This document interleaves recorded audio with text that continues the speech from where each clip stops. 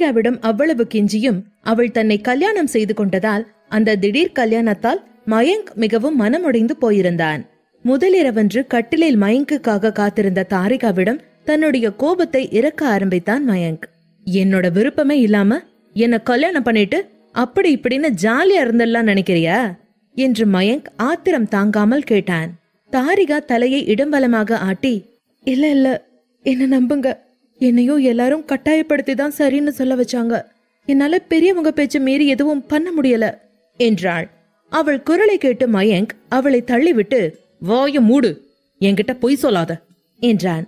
தாரிகா படுக்கையில் நிலை குலைந்து விழுந்தாள். தாரிகா படுக்கையில் விழுந்ததும் கொஞ்சம் பயந்து போனாள். மயங்கின் குடிபோதை அவளை பயமுறுத்தியது. அவன் போதையில் சிரிக்க ஆரம்பித்தான். அவன் குரலை கேட்டு பயந்து போன தாரிகா மேலும் அழ ஆரம்பித்தாள். எனக்கு மட்டும் ஏன் இவ்வளவு கஷ்டம்? ஏன் என்ன மட்டுமே எல்லாம் தப்பு சொல்றாங்க? என்ன மட்டும் ஏன் எல்லாம் யூஸ் பண்ணிக்க பாக்குறாங்க? நான் அப்படி என்ன பாவம் பண்ணிட்டு இந்த பூமிக்கு வந்த என்று மனதிற்குள் அழுதாள் தாரிகா. மயங்க் தாரிகாவை நெருங்கி வந்து அவள் கையை பிடித்து அவளை தூக்கி நிறுத்தினான். நான் அவ்வளவு சொல்லியும் நீ என்ன விடல. நமக்கு இப்ப உன் இஷ்டப்படியே கல்யாணம் ஆயிடுச்சு இல்லையா? சரி வா, கல்யாணம் முடிஞ்சா என்ன பண்ணணுமோ அத பண்ணலாம். வாடி, வந்து என் கூட சந்தோஷமா இரு. ஆனா ஒண்ணு மட்டும் ஞாபகம் வச்சுக்க, நான் இனிமே உன்னை ஒரு நாள் கூட சந்தோஷமா இருக்க விட மாட்டேன். வாடி வா, வந்து இப்ப நீ என்ன சந்தோஷப்படுத்து என்று மயங்க் ஆத்திரத்தில் வார்த்தைகளை அள்ளி வீசினான். தாரிகா மயங்க் சொல்வதை கேட்டுவிட்டு அமைதியாக இருந்தாள். அதுவரை அவள் அருகில் இருந்தவர்களே அவளை புரிந்து கொள்ளாத போது அவள் வாழ்வில் புதிதாக வந்திருக்கும் மயங்க் என்கிறவன் மட்டும் அவளை என்ன புரிந்து கொள்ளவா போகிறான் என்று அவளுக்குள் விரக்தி பரவியது. மயங்க் ஒரு அந்நியன், அவனை எப்படி நம்புவது என்றும் அவளுக்கு தெரியவில்லை. மயங்க் ஆத்திரம் தீராமல் அவள் முன் வந்து, என் கல்யாண கனவுல தீய ஊத்தி என்னோட ஆசையெல்லாம் நீ ஒண்ணும் இல்லாம பண்ணிட்ட. கல்யாணம்னா என்னன்னு தெரியுமாடி? போச்சு, என்னோட லைஃபே காலி. எல்லாத்தையும் பண்ணிட்டு ஒன்னும் தெரியாத அப்பாவி மாதிரி வேற நடிக்கிறியா என்று அவளை பிடித்து உலுக்கினான். தாரிகா மயங்கின் இறுக்கமான பிடியில் இருந்து தன்னை விடுவித்துக் கொள்ள முயன்றாள். தயவு செஞ்சு என்ன விட்டுரு, இப்ப நீ கிளியரா இல்ல, இத பத்தி இப்ப நாம பேச வேண்டாம் என்று சொன்னாள். தாரிகாவின் பேச்சை கேட்டு போதையில் இருந்த மயங்க் மிகவும் கோபமடைந்தான். படுக்கையில் இருந்த தாரிகாவை இழுத்து தன் முன் நிற்க வைத்து, என்ன சொன்ன? எனக்கு சுய நினைவு இல்லையா? உன்கிட்ட என்னால இப்போதைக்கு பேச முடியாது. நான் எவ்வளவு வலியோட இருக்கேன்னு எனக்கு தான் தெரியும். ஒவ்வொரு அணுவும் வலிக்குதுடி. எனக்கு பிடிக்காத ஒருத்தியோட எனக்கு பிடிச்ச ஒருத்திய நினைச்சுக்கிட்டே இனி நான் காலம் பூரா வாழணும்டி. உன்னை கல்யாணம் பண்ணிக்காம ஒருத்தன் ஓடி போனான்னா உடனே இன்னொருத்தனை கல்யாணம் பண்ணி வச்சு ஆகணும்னு எவன்டி ரூல்ஸ் போட்டது? இவளுகளுக்கு குறிச்ச முகூர்த்தத்துல கல்யாணம் நடக்கலைனா உடனே பக்கத்துல இருக்கிற இழிச்சு வாயனை கூப்பிட்டு நிறுத்தி தாலி கட்ட சொல்லிருவாளுக. இவளுக போதைக்கு நான் ஊருகா. இதுல நான் கிளியரா இல்லன்னு சொல்ல வந்துட்டாளுக. எனக்கு எவ்வளவு கான்சியஸ் இருக்குன்னு எனக்கு தெரியும். அத உங்ககிட்ட சொல்ல வேண்டிய அவசியம் எனக்கு இல்ல என்று சொன்னான். அவனுடைய கோபமும் கடுமையான வார்த்தைகளும் தாரிகாவின் கண்களில் கண்ணீரை வர வைத்தது. அவள் தலையாட்டி மறுத்தபடி, இல்ல, நீங்க என்ன தப்பா புரிஞ்சுக்கிட்டீங்க. தயவு செஞ்சு இப்படி என்ன வார்த்தையால டார்ச்சர் பண்ணாதீங்க. என்னால இந்த கல்யாணத்தை நிறுத்த முடியல. இவங்க என்ன எதுவுமே பேச விடல. இந்த கல்யாணம் நடந்தே ஆகணும்னு கம்பல் பண்ணாங்க. என்னால எதுவுமே பண்ண முடியல. நான் வேணும்னு இந்த கல்யாணத்தை பண்ணிக்கல. தயவு செஞ்சு என்ன புரிஞ்சுக்கோங்க என்று சொல்லிய தாரிகா சத்தமாக அழ ஆரம்பித்தாள். தாரிகா அழவும் மயங்கிற்கு அந்த போதையிலும் ஒரு பெண் தன்னால் அழுகிறாள் என்கிற குற்ற உணர்ச்சி வந்தது. அப்போது அவளுடைய கண்களில் கண்ணீரை பார்த்து மயங்க் மிகவும் மூடவுட்டானான். அவன் எதிரே இருந்த அந்த பெண் ஒரு பொம்மை போல இருந்தாள். போதை நிறைந்த அவன் கண்களுக்கு அவள் அப்படித்தான் தெரிந்தாள். அவளை தொட்டதும் கூட ஒரு பொம்மையை தொட்டது போலத்தான் அவனுக்கு தோன்றியது. இப்போது அந்த பொம்மையை அழ வைத்ததற்காக அவன் மனம் நொந்து போனான். அந்த நேரத்தில் தாரிகா அழுவதை பார்த்து மயங்கின் கோபம் காணாமல் போனது. தாரிகாவின் கண்ணீரை கண்டு பயந்து அவளுடைய கண்களை தொடுத்தவன் அவளை தொடக்கூட பயந்தான். மயங்க் அதன் பின் தாரிகாவிடம், பிளீஸ் டால், அழாத.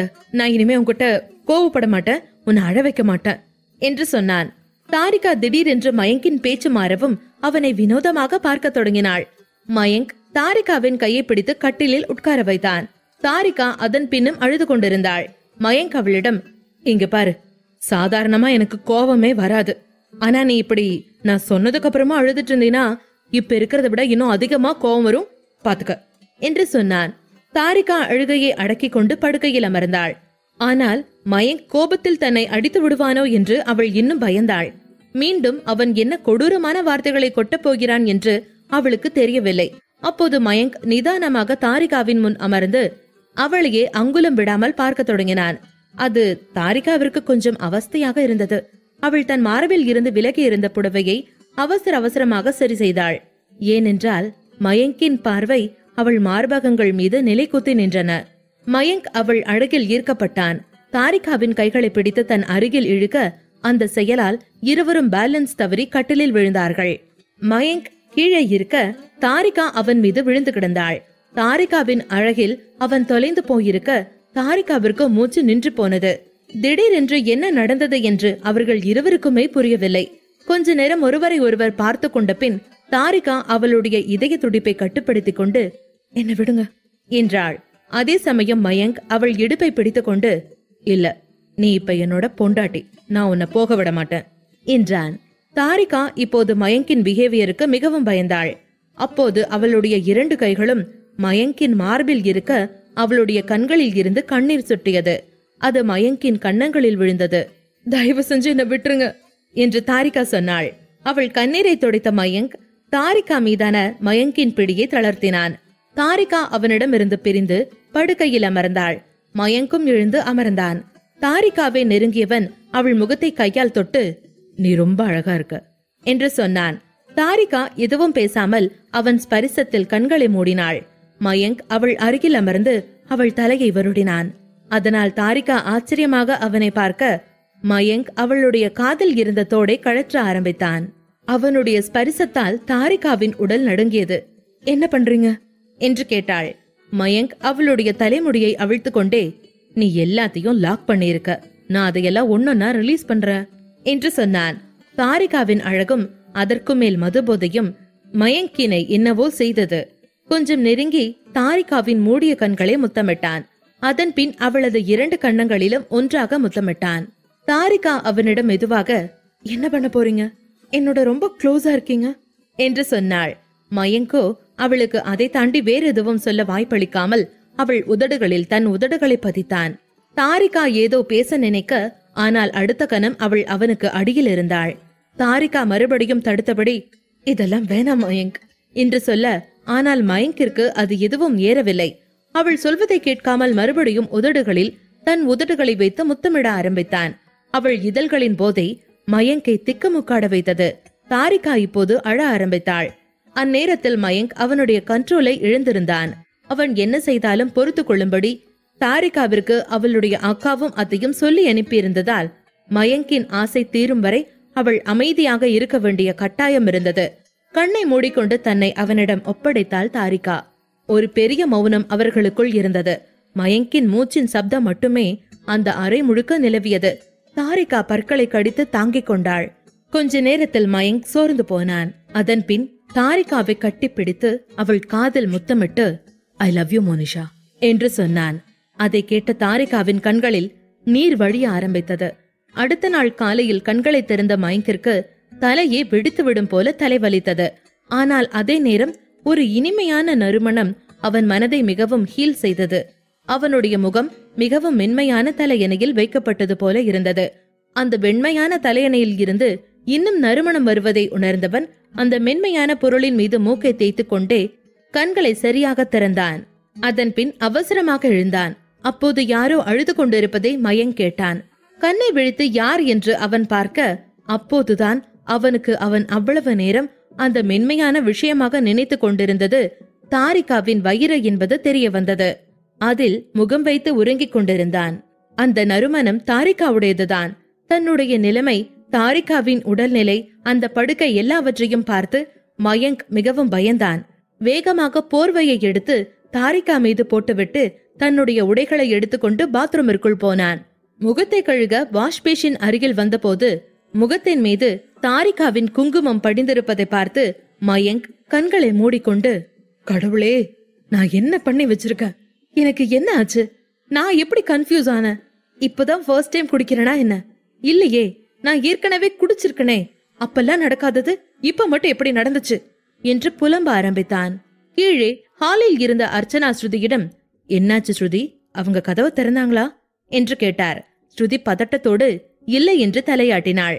காலை 8 மணி ஆகியும் மயங்கின் கதவு இன்னும் திறக்கப்படவில்லை என்று தெரிந்து கொண்ட அர்ச்சனா கொஞ்ச நேரம் யோசித்துவிட்டு, ஆமா, நீ போய் பாரு, மயங்குக்கு பிடிக்காம கல்யாணம் நடந்திருக்கு, எனக்கும் பயமா இருக்கு, போய் கதவு தட்டிடு ஸ்ருதி என்று சொன்னார். அங்கே மயங்க் டவலை போர்த்தி பாத்ரூமிலிருந்து வெளியே வந்தபோது தாரிகா எழுந்தாள். அவள் அதற்குள் ஆடைகளை உடுத்த ஆரம்பித்திருந்தாள். மயங்கிற்கு அவளை நேரடியாக பார்க்க முடியவில்லை. அவளை பார்க்காதவன் போல நேராக பீரோ அருகே வந்து தன்னுடைய ஆடைகளை எடுக்க ஆரம்பித்தான். இரவெல்லாம் தன்னை நோக்கடித்துவிட்டு பகலில் தன்னை யாரென கூட கண்டுகொள்ளாமல் போகும் அவனை பார்த்த தாரிகாவின் கண்களில் கண்ணீர் பெருகியது. இனிமேல் வாழ்நாள் முழுக்க தான் அவனோடு இப்படித்தான் வாழ்ந்தாக வேண்டும் என்று புரிந்ததும் அவள் துக்கம் அதிகமானது. மயங்க் குற்ற உணர்வோடு இருந்தான். தன்னுடைய சுயநினைவே இல்லாமல் இன்னொரு பெண்ணை தொட்டு இருக்கிறோம், இனி தன்னுடைய காதல் விரதம் என்ன ஆகும் என்று பயந்து போயிருந்தான். பீரோ மறைவில் ஆடை மாற்றி பனியனை போட்டுக்கொண்டே இருக்க அந்நேரம் பார்த்து கட்டிலில் அவனுடைய போன் ஒலித்தது. தாரிகா அதன் அருகில் அமர்ந்திருந்தாள். அந்த கால் மோனிஷா என்கிற பெயரோடு ஒளிர்ந்து கொண்டிருந்தது. மயங்க் அவள் அருகில் வந்து குனிந்து அவனது போனை எடுத்தாள். தாரிகாவை நிமிர்ந்து கூட பார்க்க அவனுக்கு பயமாக இருந்தது. தாரிகா தன்னுடைய கண்ணீரை மறைக்க வேகமாக பாத்ரூமிற்குள் புகுந்து கொண்டாள். அதன் பின் பாத்ரூமிற்கு வந்து முகத்தை மூடி அழ ஆரம்பித்தாள். இரவெல்லாம் மயங்க் அவளை துன்புறுத்தி இருந்தான். அவள் கால்கள் நடுங்க ஆரம்பித்தது. பாத்ரூமிலேயே அமர்ந்து கொண்டாள். முதல் நாள் இரவு முழுவதும் மயங்க் இந்த பேரை சொல்லித்தான் முனங்கிக் கொண்டே இருந்தான்.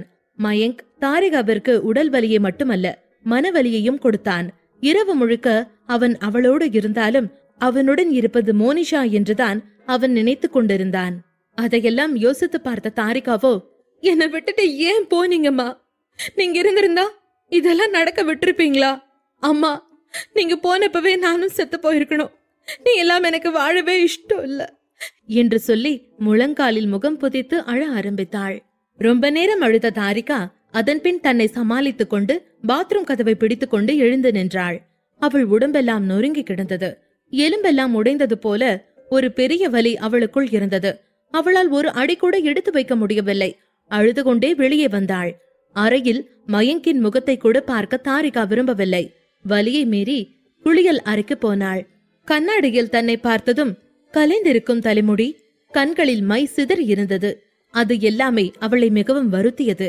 மீண்டும் ஒருமுறை அழ ஆரம்பித்தாள். அவள் மீது ஏன் அவளுடைய குடும்ப ஆட்கள் கூட இருக்கப்படவில்லை? அவளை முன்பின் தெரியாத ஒருவனிடம், அந்நியரிடம் கட்டி வைக்கும் முன் அவர்கள் ஏன் யோசிக்கவில்லை? அழுது கொண்டே நீரில் கண்ணீர் நனைய குளிக்க ஆரம்பித்தாள் தாரிகா. அதே நேரம் மயங்க் அந்த அறையில் மோனிஷாவுடன் பேச ஆரம்பித்தான். அவள் சொல்ல ஆரம்பிக்க, இரு, ஆரம்பிக்காத, இப்ப நான் அங்கதான் வந்துட்டு இருக்கேன் என்று சொல்லி போனை கட் செய்தான்.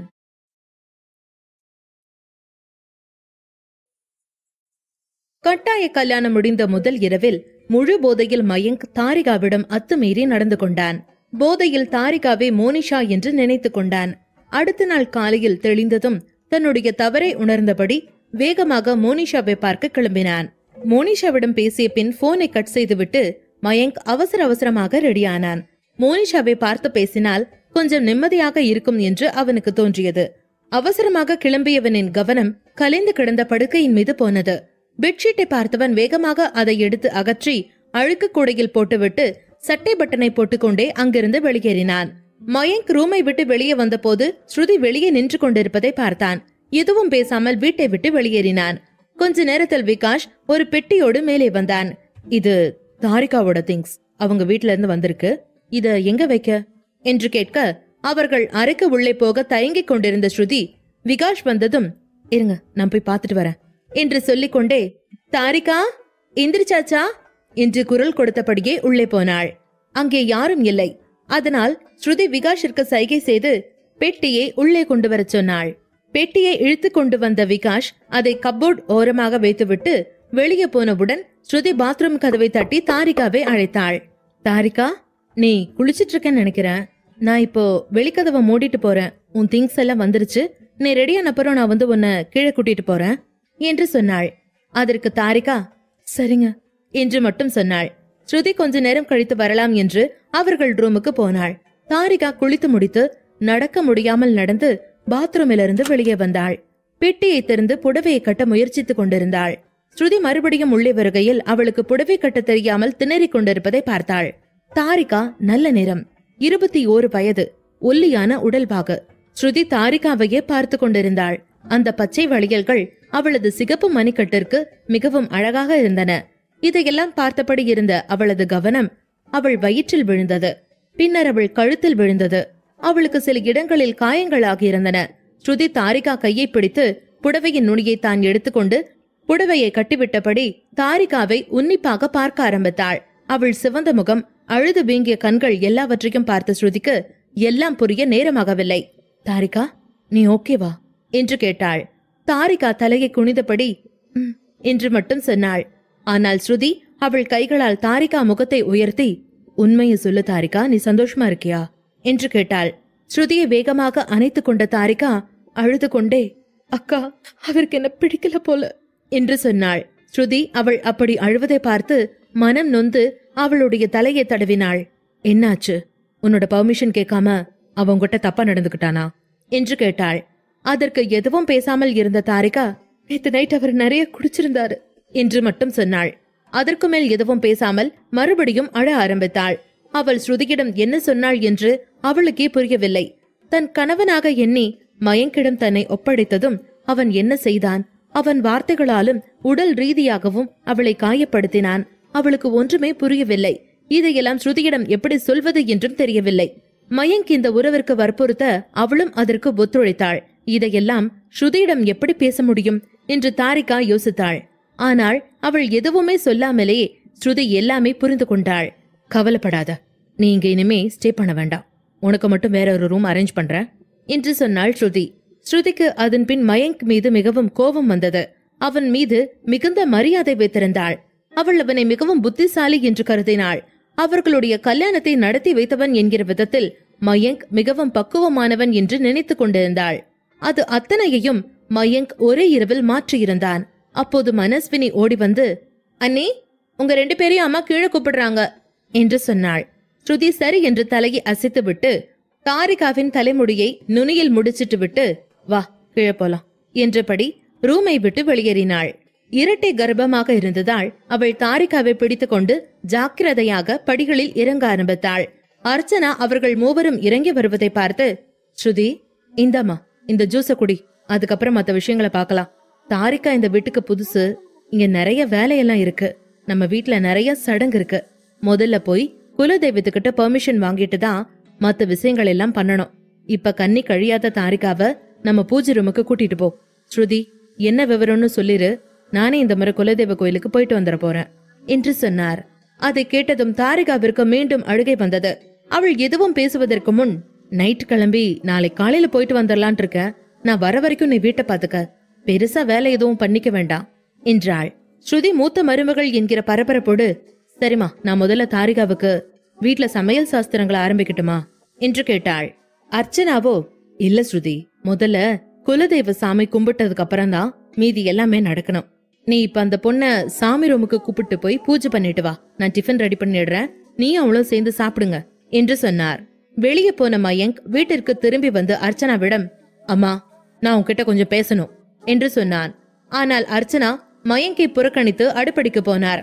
பூஜை அறையில் இருந்த தாரிகா மயங்கின் சத்தம் கேட்டு பயந்து போய் ஸ்ருதியின் கையை பிடித்தாள். ஸ்ருதி தாரிகாவை ஆதரவாக அணைத்துக் கொண்டு, அவன் உன்னை எதுவும் பண்ண மாட்டான், நான் இருக்கேன், நீ தைரியமா இரு என்று சொன்னாள். இங்கே காரைக்குடியில் மின்மினி கோபமாக தோட்டத்தில் அமர்ந்திருந்தாள். ஆரியன் காலையில் எழுந்தாலும் இரவு நடந்தவைகள் காரணமாக அவளிடம் ஒருமுறை கூட பேசாமல் அவளை பேச நினைத்த போதும் அவளை இக்னோர் செய்துவிட்டு போனான். ஆரியனும் பால்கனியில் நின்று கொண்டே யாரிடமோ கோபமாக பேசிக் கொண்டிருந்தான். ஜானதன், நீ நிமிஷாவை எப்படி சமாதானப்படுத்த போறேங்கிறது உன்னோட பிரச்சனை. நான் இருக்கிற அட்ரஸ சொல்லிட்டேன், அதோட என் வேலை முடிஞ்சது. இனிமே நீதான் உன் வாழ்க்கைய சரி பண்ணிக்கணும். ஆனா ஒண்ணு மட்டும் சொல்றேன், அந்த குழந்தைக்கு மட்டும் ஏதாவது ஆச்சுன்னா நான் உன்னை சும்மா விட மாட்டேன், அத மட்டும் ஞாபகம் வச்சுக்கோ என்று சொல்லிவிட்டு போனை வைத்தான். மின்மினி அறைக்குள் நுழையும் போது ஆரியன் இன்னும் முதல் நாள் மனநிலையில் இருந்ததால் அவனும் அவளிடம் பேசாமல் அமைதியாக இருக்க தயாரானான். அன்று மஞ்சள் நீராட்டு விழா தொடங்கவிருந்ததால் மின்மினி அதற்காக ரெடியாக அறைக்கு வந்தாள். கொஞ்ச நேரத்தில் அழகான மஞ்சள் நிறப்புடவை அணிந்த மின்மினி டிரெஸ்ஸிங் ரூம் முன்பு தயாராக அமர்ந்திருந்தாள். இப்போது அவளையே கண்ணிமைக்காமல் பார்த்து கொண்டிருந்த ஆரியன் மீது அவளது கவனம் சென்றது. அவள் புருவங்களை உயர்த்தி, இப்ப என்னாச்சு, எதுக்கு என்னைய பாக்குறீங்க என்று கேட்டாள். இல்ல, உன் பிளவுஸ் பின்னாடி ரொம்ப லோவா இருக்கே, உனக்கு ஓகேவா என்று கேட்டான்.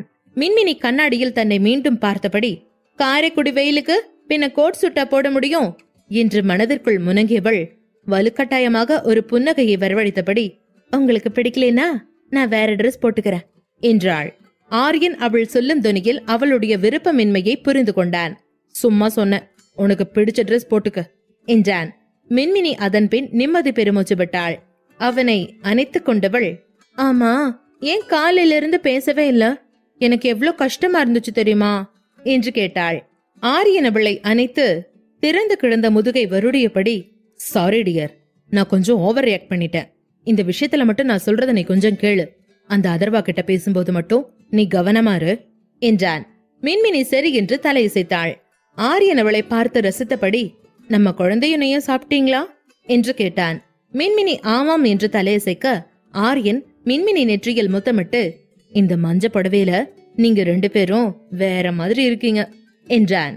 ஆரியன் சொன்னதை கேட்டதும், சரி சரி, ஓவரா பேச வேணாம், நீங்களும் ரெடி ஆகுங்க என்றாள். ஆரியனோ முகத்தை தொங்க போட்டபடி, எனக்கு அங்க வர இஷ்டம் இல்ல மின்மினி என்றான். அதுவரை விளையாட்டாய் பேசிய மின்மினி, ஏன் என்னாச்சு, என்னமோ சரியா இல்ல நினைக்கிறேன், என்னன்னு சொல்லுங்க என்றாள். ஆரியன் அவளை கட்டிலில் அமர்த்தி, காலையிலிருந்து எனக்கு தலை வலிக்குது, நேத்து குடிச்சதோட ஹேங் ஓவர் என்றான்.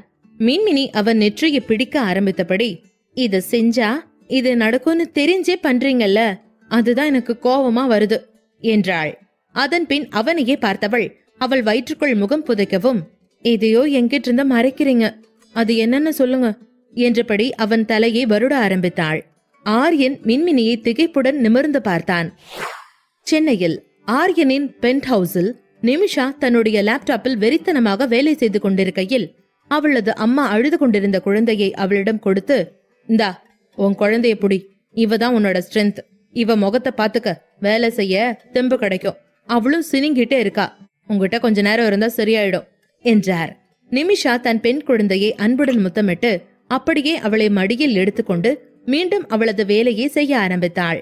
அப்போது நிமிஷாவின் அம்மா குறுக்கிட்டு, ஆமா, எதுக்கடி இந்த மாதிரி சின்ன சின்ன ப்ராஜெக்ட் பண்ற, அதான் ஆரியன் நமக்கு செலவு பண்றேன்னு சொல்லிட்டான்ல என்றார்.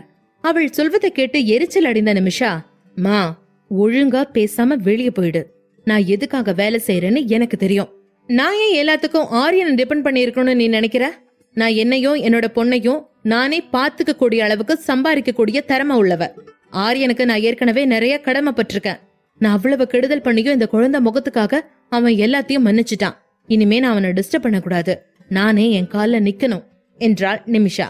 அப்போது காலிங் பில் அடித்தது. நிமிஷாவின் அம்மா யார் என்று பார்க்க போனார். சாலி கிராம வீட்டில் ஸ்ருதி தாரிகாவை அழைத்துக் கொண்டு அவளுடைய அறைக்கு வந்திருந்தாள். உன் வீட்ல யாரெல்லாம் இருக்காங்க தாரிகா என்று ஸ்ருதி கேட்டாள். இருவரும் அப்போதுதான் சாப்பிட்டு விட்டு மேலே வந்திருந்தார்கள். ஸ்ருதியின் புத்தகங்களை புரட்டிய தாரிகா, யாரும் இல்ல, அம்மா இருந்தாங்க, அவங்களும் போயிட்டாங்க என்றாள். உனக்கு அக்கா மாமா அத்தை இருக்காங்க இல்லையா என்றாள். தாரிகா கொஞ்ச நேரம் மௌனமாக இருந்தாள். அதன் பின் அழ ஆரம்பித்தாள். இல்ல, எனக்கு அம்மா மட்டும்தான், வேற யாரும் இல்ல என்று சொன்னாள். அந்த கட்டாய திருமணம் காரணமாக அவள் அப்படி பேசுகிறாள் என்பதை புரிந்து கொண்ட ஸ்ருதி, சரி, புக்ஸ்னா உனக்கு ரொம்ப பிடிக்குமா, ஸ்டடீஸ்னா இஷ்டமா என்று பேச்சை மாற்றினாள். தாரிகா கண்களில் வெளிச்சம் என்ன, ஆமா எனக்கு படிக்க பிடிக்கும்க்கா என்றாள். ஓ, என்ன மேஜர் நீ என்று கேட்டாள் ஸ்ருதி. நான் காலேஜ் போன உடனே கொஞ்ச நாள்ல அம்மா இறந்துட்டாங்க, அதுக்கப்புறம் என்ன காலேஜ் போக வேணான்னு மாமா சொல்லிட்டாரு என்றாள். ஸ்ருதி அவள் திருமண வயதிற்கு வந்த பெண் தானா என்பதில் சந்தேகம் இருந்ததால், உனக்கு என்ன வயசாச்சு என்று கேட்க தாரிகா 19 என்று பதில் சொன்னாள். தாரிகாவின் வயது 19 தான் என்பதை அறிந்து கொண்ட ஸ்ருதி, உனக்கு இன்னும் கல்யாண வயசே வரல, எதுக்கு உன் வீட்டுல இந்த கல்யாணத்தை பண்ணிருக்காங்க என்று கேட்டாள். தாரிகா விரக்தியாக புன்னகைத்தாள். எங்க அம்மா இருந்ததுக்கு அப்புறம் மாமாவும் அத்தையும் அமெரிக்கா போயிடலான்னு முடிவு பண்ணாங்க. அவங்க பையன் அங்க இருக்காங்க, அதனால அவங்களுக்கு என்ன அங்க கூட்டிட்டு போக இஷ்டம் இல்ல. என் அக்காவுக்கும் என்ன அவங்க கூட கூட்டிட்டு போக இஷ்டம் இல்ல. அதனால என்ன கல்யாணம் பண்ணி கொடுத்துட்டா அவங்க பிரச்சனை முடிஞ்சதுன்னு நினைச்சாங்க என்று சொன்ன தாரிகா மீண்டும் புத்தகத்தை புரட்ட ஆரம்பித்தாள். ஸ்ருதிக்கு அதற்கு மேல் அவளிடம் என்ன பேசுவது என்பதே புரியவில்லை. ஏற்கனவே உளவியல் ரீதியாக காயப்பட்ட ஒரு பெண்ணை இந்த மயங்க் வேறு தேவையில்லாமல் கொடுமைப்படுத்தி இருக்கிறான் என்பதை நினைக்கும் போதே ஸ்ருதிக்கு மயங்க் மீது வெறுப்பு வந்தது. மனஸ்வினி மேலே வந்ததும் தாரிகாவிற்கு துணையாக அவளை அமர்த்திவிட்டு கீழே சமையல் வேலைக்கு அர்ச்சனாவிற்கு ஹெல்ப் செய்ய போனாள். ஒரு நவீன ரக ரெஸ்டாரண்டில் மயங்க் அமர்ந்திருந்தான். மோனிஷா அவன் தோளில் சாய்ந்து அமர்ந்து கொண்டிருந்தாள். மயங்கின் அதே உயரம், நல்ல மேக்கப், உயர்தர சென்ட் வாசனை என அவளை பார்த்ததும் திரும்பி பார்க்க வைக்கும் பணக்கார தோற்றம் அவளிடம் இருந்தது. மயங்க் மீது சாய்ந்திருந்த மோனிஷா, உன் வீட்ல எப்ப இத பத்தி பேச போற? என்னால ரொம்ப நாள்லாம் வெயிட் பண்ண முடியாது என்று சொன்னாள். மயங்க் மோனிஷாவிடம் நடந்த விஷயங்களை உடனடியாக சொல்லிவிட முடியாமல், அம்மா நான் பேசுற எதையும் கேட்க தயாரா இல்ல. இன்னைக்கு நைட்டு நான் என் குலதெய்வ கோயிலுக்கு போறேன். அதுக்கப்புறம் நம்ம விஷயத்துக்கு நல்ல விதமா ஒரு முடிவு கிடைக்கும். பெர்மிஷன் வாங்கிடுவோம், நீ பயப்படாத என்றான். மோனிஷா அவன் தோள்களில் முகம் புதைத்து அவள் விரல்களை மயங்க் விரலோடு கோர்த்து கொண்டாள். நீ இப்பதான் வந்த, அதுக்குள்ள உன்னை 2 நாள் பார்க்க முடியாதா என்று கொஞ்சினாள். மயங்க் யோசனையோடு அவள் நெற்றியில் முத்தமிட்டு, ஜஸ்ட் 2 days பேபி, நான் வந்துருவேன் என்றான். அதன் பின் இருவரும் ரெஸ்டாரண்டில் இருந்து கிளம்பினார்கள். மோனிஷாவை டிராப் செய்ய போன மயங்கை மோனிஷா வீட்டிற்குள் அழைத்தாள். அப்பா அம்மா ஊருக்கு போயிருக்காங்க, உள்ளவா, ஸ்டார்டட் சாப்பிடலாம் என்று மயங்கை வீட்டுக்குள் அழைத்தவள் கதவை சாத்தியதும் மயங்கை அணைத்து அவன் உதடுகளில் முத்தமிட ஆரம்பித்தாள். மயங்க் அந்த முத்தத்தின் ஆழத்தில் தன்னையே மறக்க ஆரம்பித்தான்.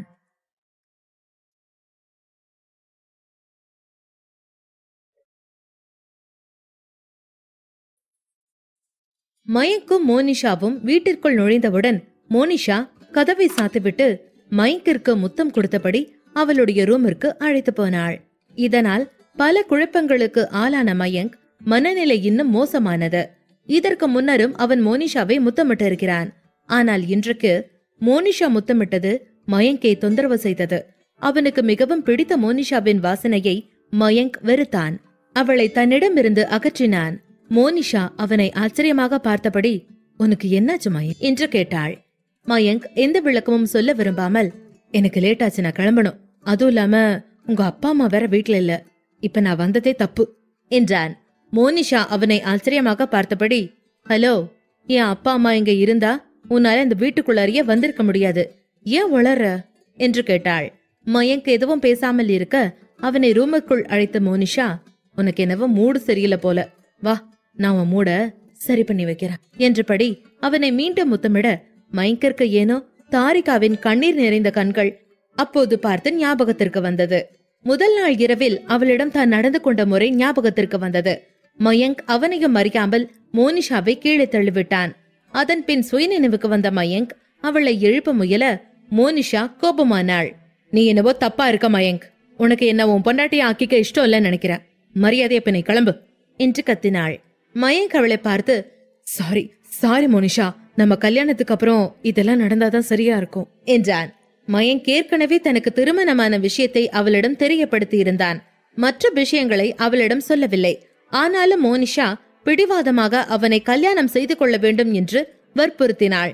கல்யாணத்திற்கு பிறகு என்று மயங்க் சொன்னதும், ஓ நீ என்ன கல்யாணம் பண்ணிக்க, அதுக்கப்புறம் அந்த தாரிகா நமக்கு நடுவுல வரமாட்டான்னு சொல்ல வர்றியா என்று கேட்க மயங்க் அவளை எழுப்பி அமர வைத்தபடி, நீ அதை பத்தியெல்லாம் யோசிக்காத, நான் பாத்துக்கிறேன், நமக்கு நடுவுல அவ வரமாட்டா, அவளை கூடிய சீக்கிரம் எங்க வீட்டுல இருந்து அனுப்பிடுவேன் என்றான்.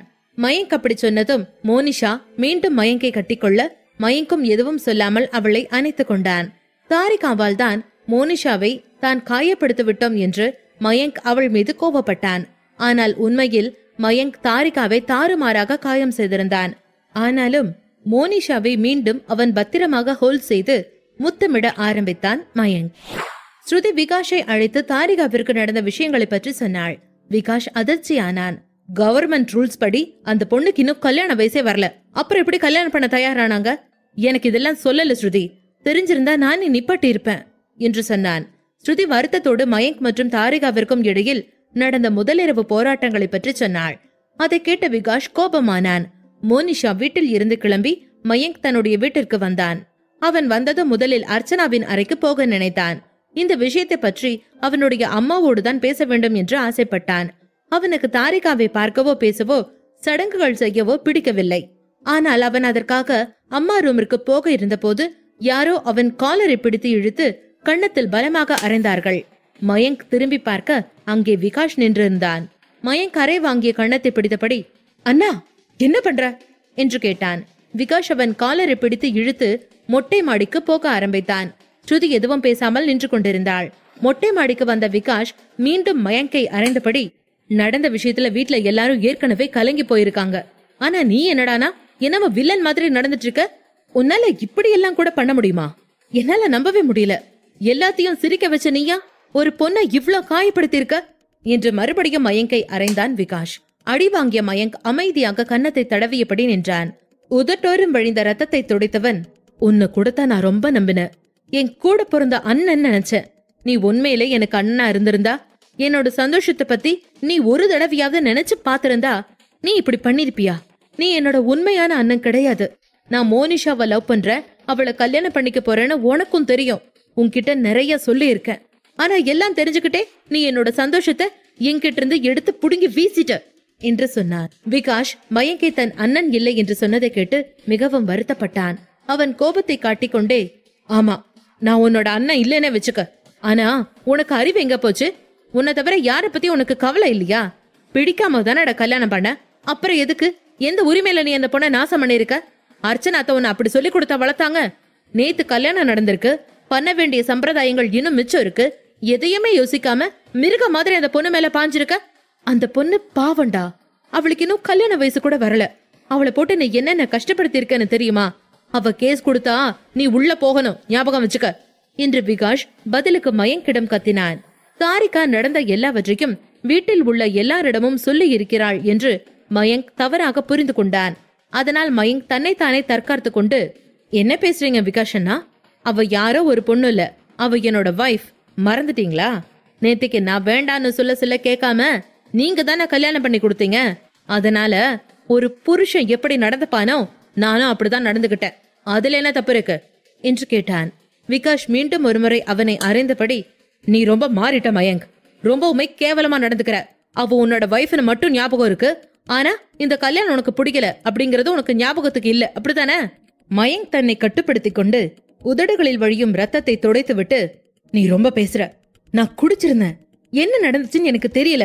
ஆனா நான் அவளை கம்பல் பண்ணல. நான் செஞ்ச எல்லாத்துக்கும் அவ்வளவு சரின்னு சொன்னா. அவ கன்சர்ன் இல்லாம நான் எதுவும் பண்ணல என்று சொன்னான். விகாஷ் மயங்க் காலரை பிடித்து, மயங்க் அவளுக்கு 19 வயசு. நீ பண்றத பார்த்தா எனக்கு பயமா இருக்கு. இதெல்லாம் நீ எதுக்காக பண்றேன்னு எனக்கு தெரியல. உன் மேல நான் ரொம்ப நம்பிக்கையா இருந்தேன். கொஞ்ச நாள் நீ கோபமா இருப்ப. நாள் போக போக உங்க கோபம் தீந்துரும். அதுக்கப்புறம் நீயும் அவ்வளவு ஒன்னா சேர்ந்து சந்தோஷமா வாழ ஆரம்பிப்பீங்கன்னு பார்த்தேன். ஆனா நீ என்ன பண்ணிருக்கேன்னா, நான் தாரிகாவை உனக்கு கல்யாணம் பண்ணி வச்சது ஏன் தப்புன்னு யோசிக்கிற அளவுக்கு நடந்திருக்க. இனி அந்த பொண்ணை பார்த்து என்ன பண்ணணுமோ பண்ணிக்கட்டும் என்று விகாஷ் சொல்ல மயங்க் ஷாக் ஆகினான். அங்க என்ன பண்றீங்க ரெண்டு பேரும்? எதுக்கு கத்திட்டு இருக்கான் விகாஷ் என்ற பிரதாப்பின் குரல் அவர்கள் இருவரின் காதுகளில் ஒலித்தது. பிரதாப் மாமாவின் குரலை கேட்டு மயங்கின் கண்கள் கண்ணீரால் நிரம்பியது. விகாஷ் பிரதாப்பிடம், அப்படியெல்லாம் எதுவும் இல்லப்பா. எங்களுக்குள்ள எந்த சண்டையும் இல்ல. நீங்க ரொம்ப செல்லம் கொடுத்து வச்சிருக்கீங்களே உங்களுடைய செல்ல பையன் மயங்க். அவன் திடீர்னு ரொம்ப அதிகமான உயரத்துல பறந்துட்டு இருக்கான். அது அவனுக்கு சேஃப்டி இல்ல. அவனை கொஞ்சம் கீழே இறக்கி வைக்க ட்ரை பண்ணிட்டு இருக்க என்று சொன்னான். அதன்பின் அங்கிருந்து விகாஷ் கிளம்பினான். மயங்கின் உதட்டோரும் ரத்தம் அழிந்ததை பிரதாப் பார்த்தார். விகாஷ் மயங்கை அடித்தது பிரதாப்பிற்கு புரிந்தது. மயங்கை நெருங்கி அவன் தலைமுடியை சரி செய்தபடி, என்னோட ஜெரி குட்டிக்கு என்ன பிரச்சனை என்று கேட்டார். அதுவரை அமைதியாக இருந்த மயங்க் உடைந்த குரலில், மாமா எனக்கு அந்த பொண்ணு பிடிக்கல. அந்த பொண்ணோட நான் எங்கேயும் போக மாட்டேன். குலதெய்வம் கோயிலுக்கெல்லாம் அவளை கூட்டிட்டு போகாதீங்க. எனக்கு அவ கூட எந்த சடங்கும் பண்றதுக்கு இஷ்டமும் இல்ல. இந்த கல்யாணத்தை முடிவு பண்ணினது விகாஷ் தான். வாழ போற என்ன கேட்காம அவன் பண்ணினது ரொம்ப பெரிய தப்பு என்று கோபமாக சொன்னான். பிரதாப் மயங்க் கண்களை பார்த்து, நீ சொல்றது உண்மைதான். உங்க அண்ணன் தப்பு பண்ணிட்டான், நான் இல்லன்னு சொல்லல. உனக்கு நடந்த கல்யாணம் உன்னோட இஷ்டப்படி நடக்கல. எனக்கு புரியுது. ஏன்னா உன்னோட கனவுகள் வேற மாதிரி இருந்திருக்கும். திடீர்னு கல்யாணம் பண்ணிக்கிட்டதால உனக்கு பிடிக்கல. வேற வழி இல்லாம உங்க அப்பா அம்மாவுக்கு ஹெல்ப் பண்ண ஒருத்தரோட பொண்ண கல்யாணம் பண்ணிக்கிட்ட. சரி, நடந்ததை விட்டுடு. கல்யாணங்கிறது ரொம்ப பெரிய பாண்டிங். தெரிஞ்சோ தெரியாமலோ நீ ஒத்துக்கிட்டு அந்த பாண்டிங்ல உன்னை ஜாயின் பண்ணிக்கிட்ட. இனி அதை மாத்த முடியாது. இனிமே அந்த பொண்ணுக்கு நீதான் பொறுப்பு. அவளோட நல்லது கெட்டது எல்லாம் உன்னோடது. நீ அவளுக்கு சப்போர்ட் பண்ணணும். குறைஞ்சபட்சம் நீ அதுக்காக ட்ரை ஆவது பண்ணணும் என்று சொன்னார். தான் இன்னொரு பெண்ணை நேசிக்கும் விஷயம் பற்றி இந்த நேரத்தில் மாமாவிடம் எப்படி சொல்ல முடியும் என்று யோசித்த மயங்க் அமைதியாக இருந்தான். சொல்ல வேண்டியதை சொல்லிவிட்டு அங்கிருந்து பிரதாப்பும் கிளம்பினார். அந்த இரண்டு சகோதரர்களுக்கு இடையில் ஏதோ ஒரு விரிசல் வந்திருக்கிறது என்பதை பிரதாப் உணர்ந்து கொண்டார். ஆனால் விகாஷ் எல்லாவற்றையும் சமாளிப்பான் என்று நம்பினார். மறுபுறம் காரைக்குடியில் புது மணமகளுக்கு மருதாணி விழாவும் மஞ்சள் நீராட்டு விழாவும் நடந்தது. மின்மினி ஒரு அழகான மஞ்சள் நிற ஆர்கன்சா புடவையை அணிந்திருந்தாள். அது அவளுடைய அழகான உடலில் படிந்து மிகவும் அழகாக அவளை காட்டிக் கொண்டிருந்தது. ஆரியனும் சித்தார்த்தும் வெளியே போயிருந்தார்கள். வானதி மின்மினியை பார்த்து, மினியண்ணி, நீ ரொம்ப அழகா இருக்க என்று சொன்னாள். மின்மினி சிரித்துக் கொண்டே வானதியை பார்த்து, நீயுந்தா ஒரு அழகான குட்டி இளவரசி மாதிரி இருக்க என்று சொன்னாள். வானதியும் மின்மினியும் மகிழ்ச்சியாக பேசிக் கொண்டிருப்பதை பார்த்த ஆச்சி, நானும் வள்ளியம்மையும் கொஞ்சம் வெளியே போறோம் மின்மினி, ஜாக்கிரதையா இருங்க என்று சொல்லிவிட்டு அவருடைய அக்காவோடு வெளியே போனார். இன்று அவர்கள் இருவரின் தங்கையும் வெளியூரில் இருந்து வரப்போகிறார்கள். அதனால் அவரை அழைத்து வர இந்த இருவரும் போனார்கள். மறுவரும் தன்னுடைய சொந்த பார்ட்டியை உருவாக்கியபடி வள்ளியம்மை ஆச்சியின் கணவரோடு அமர்ந்திருந்தார் ஐயா. மின்மினி கார்டனில் கொஞ்ச தூரம் நடந்து ஒரு இடத்தில் அமர்ந்தாள். அந்நேரத்தில் அவளுக்கு உடல்நிலை சரியில்லை. அடிக்கடி தலை சுற்றியது. அவள் மனநிலை மோசமடைந்தது. வீட்டிற்குள் இருந்து காற்று வாங்க வந்தவள் வெகு தொலைவில் தனியாக அமர்ந்திருந்தாள். அப்போது அதர்வா அவள் அருகில் வந்து மின்மினியை பார்த்து, மினி, நீ இந்த புடவையில பார்க்க அம்மையா இருக்க என்று சொன்னான். மின்மினி அப்போது அவனுக்கு எந்த பதிலும் சொல்லாமல் பேசாமல் இருந்தாள்.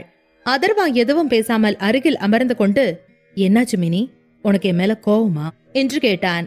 அவன் அப்படி கேட்டுக்கொண்டிருக்கும் போதே அதர்வா அவளுடைய கையை பிடிக்க முயல மின்மினி அவன் கையை விலக்கிவிட்டு, என்ன பண்ற அதர்வா, நான் எதுக்கும் மேல கோவப்படணும்? எனக்கும் உனக்கும் நடுவுல அப்படி எந்த உரிமையான விஷயங்களும் நடக்கல, நடக்கவும் நடக்காது என்று சொல்லிவிட்டு கோபமாக அந்த ஸ்டீல் பெஞ்சில இருந்து எழுந்தாள். அவள் எழுந்தவுடன் தலை சுற்ற கீழே விழப்போனவளை அதர்வா வேகமாக தாங்கிக் கொண்டான். மின்மினி மீண்டும் அவனிடத்தில் அமர்ந்தாள். கர்ப்பத்தின் 3வது மாதமானதால் இப்படி சில சமயம் உட்கார்ந்து எழுந்திருக்கும் போது அவளுக்கு தலை சுற்றி கொண்டிருந்தது. மின்மினி அவள் தலையை பிடித்துக் கொண்டிருக்க அதர்வா அவளிடம், என்னாச்சு உனக்கு, ஆர் யூ ஓகே என்று கேட்டான். மின்மினி, எனக்கு ஒண்ணும் இல்ல, நல்லாதான் இருக்க, என்கிட்ட நிக்காத, எனக்கு உன்னோட மூச்சு காத்து பட்டா வாமிட் வருது என்று சொன்னாள். அதை கேட்ட அதர்வா சற்று தள்ளியே நின்றான். அப்போது வெளியே போய்விட்டு வந்த ஆரியனும் சித்தார்த்தம் மின்மினி தலையை பிடித்து உட்கார்ந்திருக்க அவள் அருகில் அதர்வா நிற்பதை பார்த்தார்கள். ஆரியன் வேகமாக மின்மினியிடம் வந்தான். என்னாச்சு மினி, வீட்டுக்குள்ளதான் உன்னை இருக்க சொன்ன என்று கேட்டான். மின்மினி பதில் எதுவும் சொல்லவில்லை. அவளுக்கு தலை சுற்றியதால் கண்களை மூடியிருக்க ஆரியன் அவளை தன்னுடைய மடியில் படுக்க வைத்தான். அதன் பின் அதர்வாவிடம் திரும்பி, உனக்கு வேற வேலையே இல்லையா, எப்ப பாரு உன்னை நான் மின்மினி கூடையே தான் பாக்குறேன் என்று நாக்கை பிடிக்கும் கேள்வியை கேட்டான். அதை கேட்ட அதர்வா முகம் மாறியது. சித்தார்த் நிலைமையை சமாளிக்க, டேய், உன் ஆளு பூர்ணா உன்னை ரொம்ப நேரமா தேடிட்டு இருக்கா, நீ இங்க என்ன பண்ற, போ அவளை போய் பாரு என்று சொன்னான். அதர்வா ஆரியனை முறைத்தபடி அங்கிருந்து வெளியே போனான். ஆனால் அவனை பார்த்த சித்தார்த் ஆரியனிடம், இவன் இப்படி பண்றதுல என்னமோ தப்பு இருக்கிற மாதிரி தெரியுது, நீ கொஞ்சம் கவனமாரு என்றான். ஆரியன் அதற்கு, ஆமாண்டா, கல்யாண வீடாச்சே, பிரச்சனை பண்ண வேணாம், நானும் கம்முன்னு இருக்கேன், என்னால இதுக்கு மேல சும்மா இருக்க முடியாது, நாளைக்கு மட்டும் இங்கே தங்கிட்டு எல்லா பார்ட்டியையும் பார்த்துட்டு அதுக்கப்புறம் சென்னைக்கு போயிடலான் இருக்கேன் என்று சொன்னான். ஆரியன் அப்படி சொல்லிவிட்டு, என்னம்மா உனக்கு ஓகே தானே என்று கேட்க மின்மினி பக்கம் திரும்பினான். ஆனால் அவளது உடல்நிலை சரியில்லாததால் அவள் பதில் சொல்லவில்லை. அதே நேரம் சித்தார்த்திற்கு நிவாஷினிடம் இருந்து போன் வர அவன் அங்கிருந்து வெளியே போனான். ஆரியன் மின்மினியின் கையை பிடித்துக் கொண்டு, என்னாச்சு, டாக்டரை கூப்பிடவா என்று கேட்க அவள் ஆரியன் தோளில் தலை வைத்து, எனக்கு உடம்பு சரியில்லை, நான் தூங்கணும் என்று சொன்னாள். ஆரியன் அவள் அப்படி சொன்னதும், சரிவா முதல்ல ரூமுக்கு போலாம் என்று சொல்லிவிட்டு, ஆமா நீ சாப்பிட்டியா என்று கேட்க மின்மினி சாப்பிட்டேன் என்று சொன்னாள். அதை கேட்ட ஆரியன் குனிந்து அவள் வயிற்றை பார்த்து, பேபி, உங்க அம்மா எவ்வளவுதான் ட்ரை பண்ணாலும் என்கிட்ட பொய் சொல்ல முடியாது என்று சொன்னான். மின்மினி அவன் சொன்னதை கேட்டு சிரித்தாள். ஆரியன் அவளை அழைத்து கொண்டு வீட்டிற்கு வந்து அங்கு டைனிங் டேபிளில் அவளை அமர வைத்து சாப்பிட வைத்தான். வானதி அவர்கள் இருவரையும் பார்த்து மகிழ்ச்சியாக, இங்க பாத்தீங்களா, ஆரியன் அண்ணா அவங்க பொண்டாட்டிய எவ்வளவு லவ் பண்றாங்கன்னு, நம்ம சிடுமூஞ்சி ஆரியா அண்ணன் இன்னைக்கு எவ்வளவு மாறிட்டாரு பாருங்க என்று சொன்னாள். பூர்ணாவும் அந்த காட்சியை பார்த்து வயிறு எறிந்து கொண்டிருந்தாள். வானதி சொல்வதை கேட்டு நக்கலாக சிரித்தவள், உனக்கு ஒன்னும் தெரியாது வானதி, இதுக்கு பேரெல்லாம் லவ்வே இல்ல, ஜஸ்ட் சர்வைவல் டெக்னிக்ஸ். வேணும்னே மின்மினி உடம்பு சரியில்லாத மாதிரி நடிக்கிறா, உங்க அண்ணன் அதுக்கு பயந்துக்கிறான் என்று சொன்னாள். வானதிக்கு முகம் மாறியது. மின்மினி பத்தி எனக்கு தெரியும், அவங்களுக்குள்ள லவ் இல்லன்னு நீங்க நினைக்கிறது ரொம்ப தப்பு. அவங்களுக்குள்ள ரொம்ப அண்டர்ஸ்டாண்டிங் இருக்கு, அது உங்க கண்ணுக்கு தான் தெரியல என்று சொல்லிவிட்டு வானதி அங்கிருந்து கோபமாக கிளம்பினாள். பூர்ணா தன்னை அவமானப்படுத்திய வானதியை பார்த்து கொண்டே, இவன் யாருன்னு உங்க எல்லாருக்கும் நான் ப்ரூவ் பண்றேன் என்று சொன்னாள்.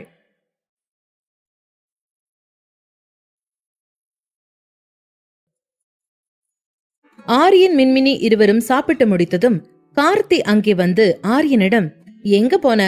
இங்க நம்ம கேங் ஒன்னு தேடினாங்க என்று கேட்க, ஆரியன் அவனிடம், கொஞ்சம் வேலை இருந்துச்சு, புதுக்கோட்டை வரைக்கும் போயிட்டு நம்ம பிசினஸ் பிரான்சைஸ் கிட்ட பேசிட்டு வந்தேன் என்று சொன்னான்.